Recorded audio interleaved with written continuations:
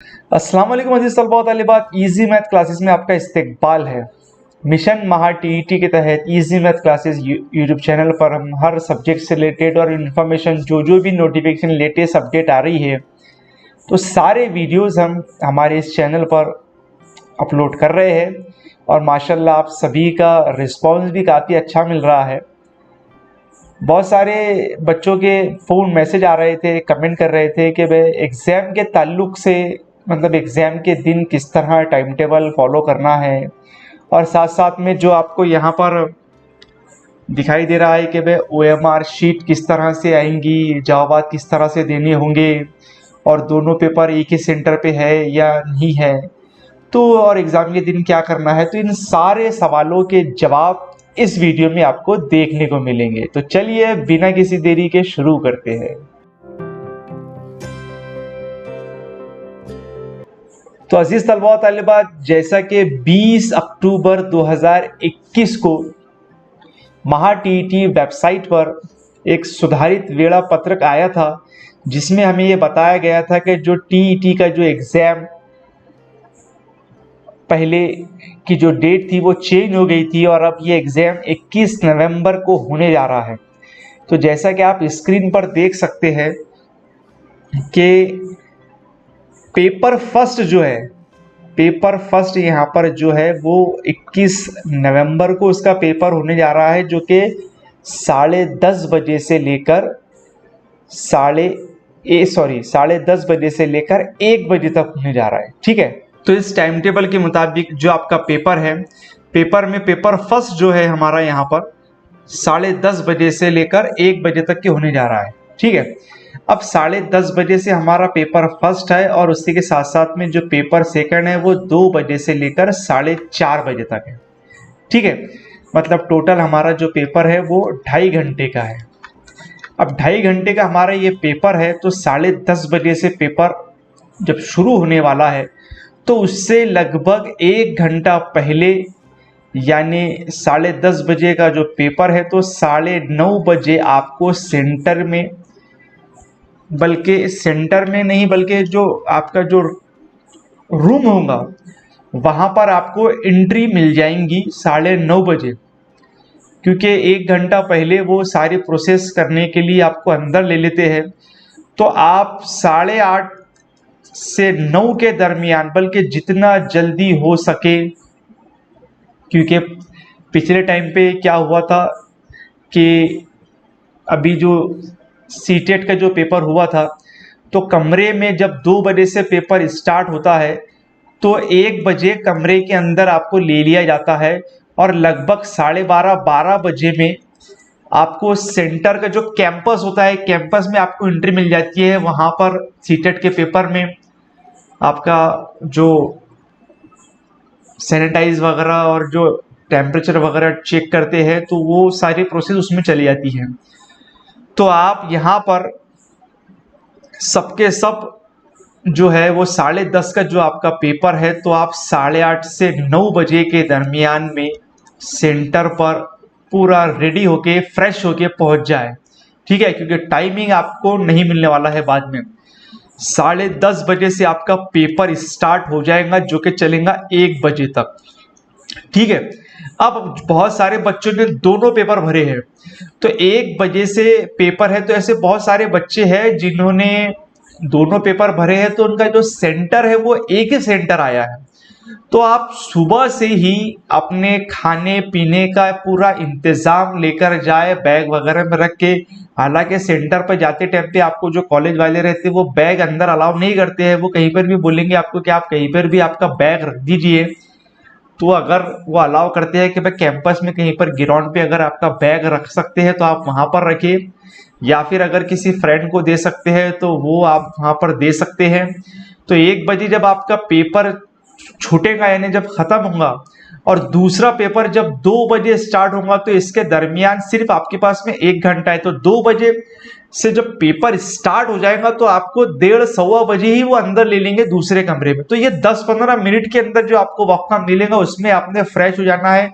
जो भी आपको खाना पीना है वो इसी दौरान कर ले, वरना अक्सर क्या होता है कि बच्चे तेरा पेपर कैसा गया, तूने क्या लिखा, मैंने क्या लिखी, ये सारी चीजें में मुलव्विस हो जाते हैं और वक्त बर्बाद कर देते हैं। और फिर उन्हें जाहिर सी बात है, जब सुबह से आए हुए रहेंगे तो भूख प्यास लगेंगी, और अगर भूख पेट में लगी हुई है तो वो जब सेकंड पेपर देंगे तो वो उसमें उनको पूरी तरीके से दिमाग नहीं लगेगा।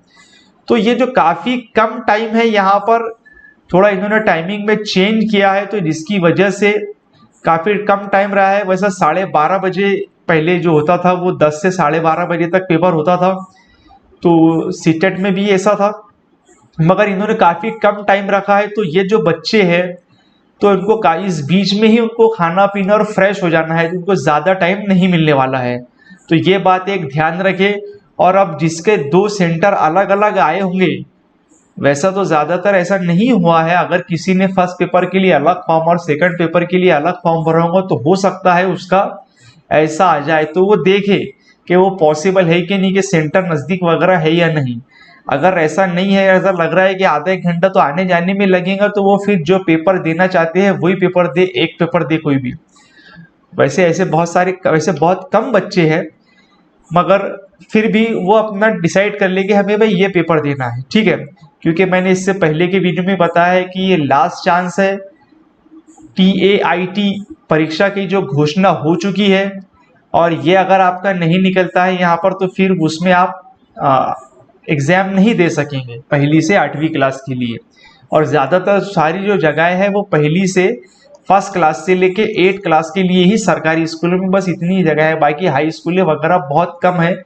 और अगर है भी तो वहाँ वैकेंसी नहीं है, और वैकेंसी अगर है भी तो कोई गारंटी नहीं है कि पोर्टल में वो वैकेंसीज आएंगी। तो ये सारी चीज़ें आप ध्यान में रखें। अब पेपर में जब आप चले जाते हैं, एग्जाम हॉल में आपकी एंट्री हो जाती है, वहां पर आपने आईडी ले जाना है, ओरिजिनल आईडी। अब वो चाहे आपका आधार कार्ड हो सकता है, या फिर आपका वोटर आईडी, या फिर आपका ड्राइविंग लाइसेंस जिसे डीएल कहते हैं हम।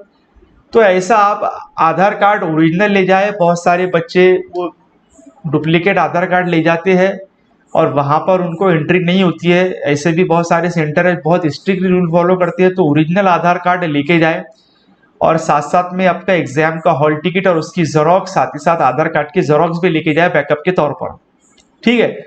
और फिर पेन वगैरह आपके साथ में बॉल पेन होनी चाहिए, ब्लैक बॉल पेन, तो ताकि आपको जेल पेन वगैरह का इस्तेमाल वहां पर आपको अलाउ नहीं रहेगा, तो आप बॉल पेन लेके जाए। साथ ही साथ जब आप एग्जाम में बैठ जाते हैं, आपका वेरिफिकेशन हो जाता है, साइन वगैरह आपकी अटेंडेंस शीट पर हो जाती है, उसके बाद में आपको मिलेगा क्वेश्चन पेपर और आंसर पेपर, जिसे OMR शीट भी कहते हैं हम। तो क्वेश्चन पेपर तो आपने देखा है, बहुत सारे हमने टेलीग्राम चैनल पर भी अपलोड किया था कि किस तरह से क्वेश्चन पेपर आता है। तो इस वीडियो में हम जानने वाले हैं कि OMR शीट किस तरीके से आती है। तो आइए अब हम नजर डालते हैं कि OMR शीट TET के पेपर में, जो पिछले साल का पेपर था, उसमें OMR शीट किस तरीके से आई थी। तो ये जो आपको स्क्रीन पर दिखाई दे रही है, पिछले साल जो लास्ट ईयर में यानी 2020 में जब TET का पेपर हुआ था, उसकी ये OMR शीट है। तो जैसा कि आप यहाँ पर देख सकते हैं कि ये एग्जाम कोड है, पेपर 2 का ये OMR शीट है। ऐसा पेपर 1 का भी आएगा। साथ ही साथ यहाँ पर इस सेंटर कोड आपको देखने को मिलेगा, डिस्ट्रिक्ट कोड आपको यहाँ पर देखने को मिलेगा। साथ ही साथ आपका सीट नंबर ऑलरेडी यहाँ पर फिल होता है, ठीक है। सीटेट के पेपर में आपको सीट नंबर लिखना पड़ता है, अब शायद लिखना नहीं पड़ेगा क्योंकि इस साल तो ऑनलाइन एग्जाम है। तो यहाँ पर सीट नंबर आपका ऑलरेडी लिखा होता है। साथ साथ में आपका पेपर कोड, जो लैंग्वेज फर्स्ट आपने ली है, वो यहाँ पर आपको इस तरह से डिस्प्ले मिलेंगी। साथ साथ में लैंग्वेज 2, तो यहाँ पर ये उर्दू और इंग्लिश है। साथ साथ में ऑप्शनल सब्जेक्ट जो सेकंड पेपर में मैथ, साइंस या सोशल साइंस होते हैं, तो वो आपको यहाँ पर देखने को मिलेंगे। साथ साथ में यहाँ पर ये बार कोड है जिसमें आपकी पूरी डिटेल यहाँ पर रहेगी, ठीक है। तो ये ऊपर का हिस्सा देखने के बाद में अब हम यहाँ पर कुछ इंस्ट्रक्शन रहती है कि बॉल पेन से आपको यहाँ पर ये सारी इंफॉर्मेशन भरनी है। साथ साथ में ABCD में आपने अचूक आंसर देना है, और आपने बॉक्स जो है वो इस तरह से भरना है। ये यहाँ पर जो दिखाई दिया है कि पूरी तरीके से वो जो ऑप्शन है वो आपका आपने घोट देना चाहिए, ठीक है। साथ ही साथ में इस तरह से अगर आप लिखते हैं, ये कुछ इस तरह जो यहाँ पर आपको ये दिख रहा है, ये तो यहाँ पर इस तरीके से ये काउंट नहीं होगा आपका, ठीक है। और एक बार अगर आप आंसर लिख लेते हैं तो फिर वो उसको आप चेंज नहीं कर सकते। साथ ही साथ छठा इंस्ट्रक्शन सिग्नेचर की दी गई है कि नीचे में जो सिग्नेचर बॉक्स दिया गया है वहां पर लिखिए, और ये जो आंसर कॉपी जो आपको मिलती है इसको आपने मोड़ना नहीं है, ठीक है, क्योंकि स्कैन होती है। साथ ही साथ अब यहाँ पर आपको एक बॉक्स दिख रहा है क्वेश्चन सेट में।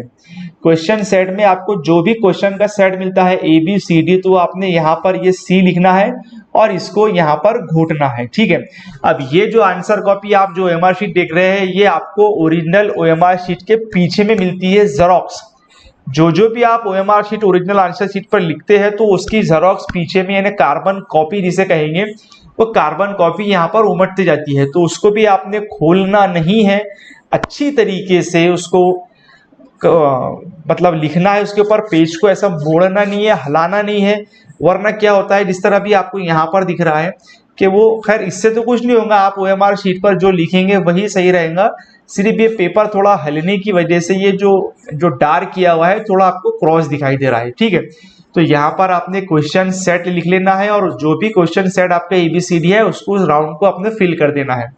साथ ही साथ इधर के साइड में इन्विजिलेटर जो रहेगा वो साइन मारेगा और उसके नीचे में डेट लिखेगा। उसके बाद में लास्ट में चलते हैं नीचे के साइड में। तो नीचे के साइड में यहाँ पर लिखा हुआ है सिग्नेचर ऑफ कैंडिडेट। तो यहाँ पर इस बॉक्स में आपको सिग्नेचर करना है कैंडिडेट की। साथ ही साथ में यहाँ पर दोबारा से जो इन्विजिलेटर रहेगा वो वहाँ पर उसकी साइन और डेट लिखेगा। और साथ साथ में नीचे में आपको एक और बॉक्स दिख रहा है कि नंबर ऑफ क्वेश्चन सॉल्व। ये नंबर ऑफ क्वेश्चन सॉल्व यानी कितने क्वेश्चन आपने किए हैं तो वो आपको यहाँ पर लिखना है, और कितने क्वेश्चन आपके रह गए हैं तो वो आपने यहाँ पर लिखना है। अगर आपका 5 मिनट पहले पेपर हो जाता है तो आप काउंट करके आसानी से यहाँ पर लिख सकते हैं। टोटल क्वेश्चन जैसा कि हमें पता है कि 150 क्वेश्चन है। तो ये तो आखिरी का मरहला है। जैसे ही आपकी इंफॉर्मेशन ऊपर की पूरी कंप्लीट हो जाएंगी, सारी डिटेल हो जाएंगी, तो उसके बाद में आप यहाँ पर क्वेश्चन नंबर जैसा कि यहाँ पर दिए गए हैं 1 2 3 4, तो यहाँ पर आप उसको राउंड कर सकते हैं, ठीक है। ये चूंकि कार्बन कॉपी है इसलिए आपको ये जो राउंड जो है ये बराबर फिल नहीं दिख रहे हैं, आप OMR शीट पे आसानी से उसको भर सकते हैं। तो बॉल पेन का वहाँ पर आपने इस्तेमाल करना है और यहाँ पर इस तरीके से आपने जो भी क्वेश्चन है वो क्वेश्चन को आपने अच्छी तरीके से पढ़कर समझकर उसका ऑप्शन चूज कर कर यहाँ पर उसका ऑप्शन लिखना है, ठीक है।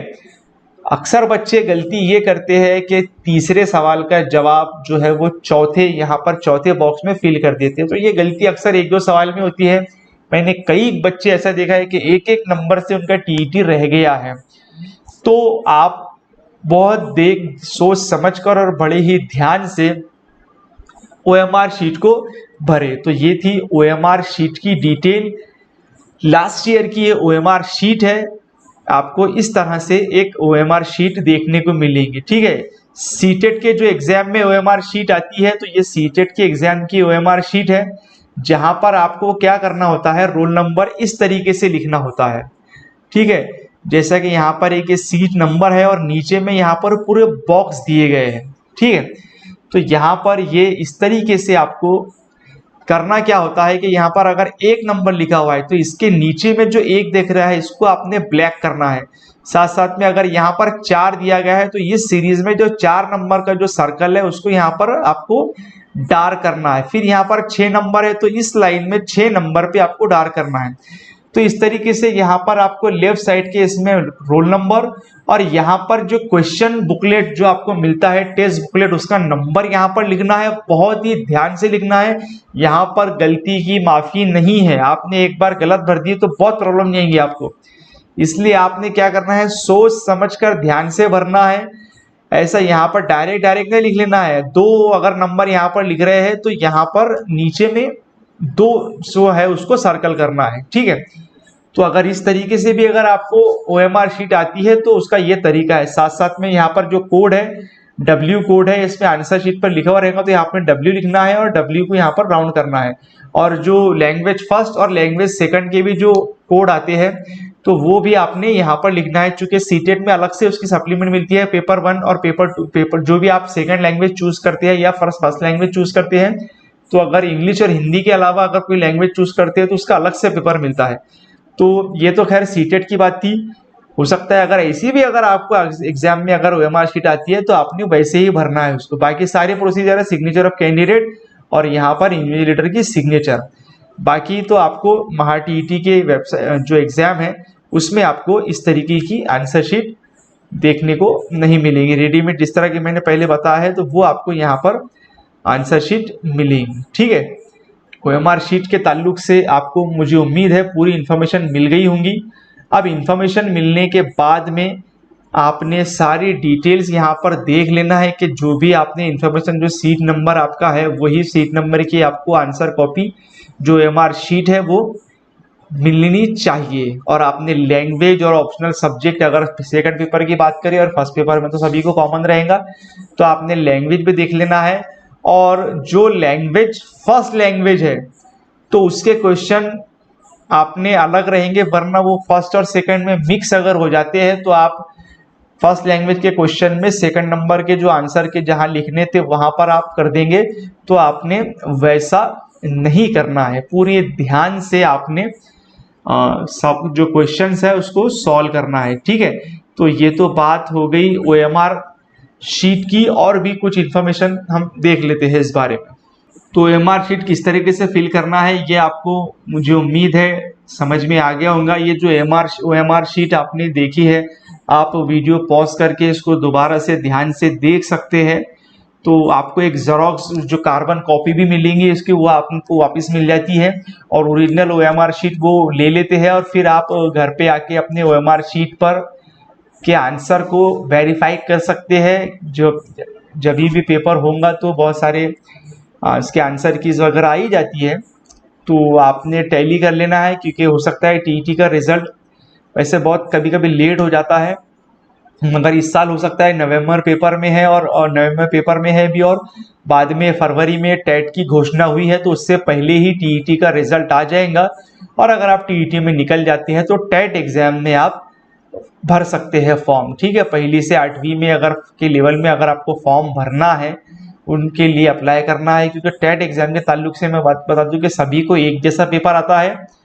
सिर्फ एग्जाम देने के बाद में रिजल्ट आने के बाद में जब जो पोस्ट के लिए आप एलिजिबल होते हैं तो वो पोस्ट के प्रेफरेंस आपको आते हैं। तो आपने वहां पर पहले ही चूज कर देना होता है कि आप कौन सी मतलब 1st to 8 के लिए अप्लाई कर रहे हैं या 1st to 12 के लिए या 9 to 12 के लिए। तो अगर आप TET पास है तो 1st to 8 के लिए आप अप्लाई कर सकते हैं। इससे पहले के वीडियो में हमने टेट से मुतालिक सारी डिटेल भी देखी है, उसकी लिंक डिस्क्रिप्शन में भी अवेलेबल है, साथ साथ हमारे चैनल पर आप सर्च भी कर सकते हैं। तो यही मौका है मेरे अजीज दोस्तों, पढ़ाई पर लग जाइए। और मैंने आपको इस वीडियो में बताने की कोशिश की है कि OMR शीट को किस तरह से फिल करना है और आंसर किस तरीके से लिखना है। एक बार अगर आपने गलत आंसर लिख दिया है तो उसको आपने छेड़ना नहीं है, कुछ होने नहीं वाला है उसको। ठीक है, ना ही ब्लेड से उसको घसना वगैरह है, कुछ भी नहीं करना है। OMR शीट कंप्यूटर पे स्कैन होती है और वो उसी के पे रिजल्ट बनता है। तो किसी भी तरह की गलती ना करे, पूरा शांति और सुकून से एग्जाम दे। आपने मेहनत किए होंगे तो आपको पेपर बहुत आसान लगेगा। अगर आपने मेहनत नहीं किए है तो आपको फिर वो एग्जाम के दिन कुछ समझ में नहीं आएगा और फिर सारी मुश्किलात आपके सामने आ जाएंगी। तो मेहनत करने वालों की कभी हार नहीं होती, कोशिश करने वालों की कभी हार नहीं होती, लहरों से डरकर नौका पार नहीं होती। तो आपने कोशिश अगर की है, मेहनत की है तो यकीनन इंशाअल्लाह आपको कामयाबी जरूर मिलेगी। तो मुझे उम्मीद है इस वीडियो में दी गई मालूमात आपके समझ में आई होंगी। देखते रहिए इजी मैथ क्लासेस।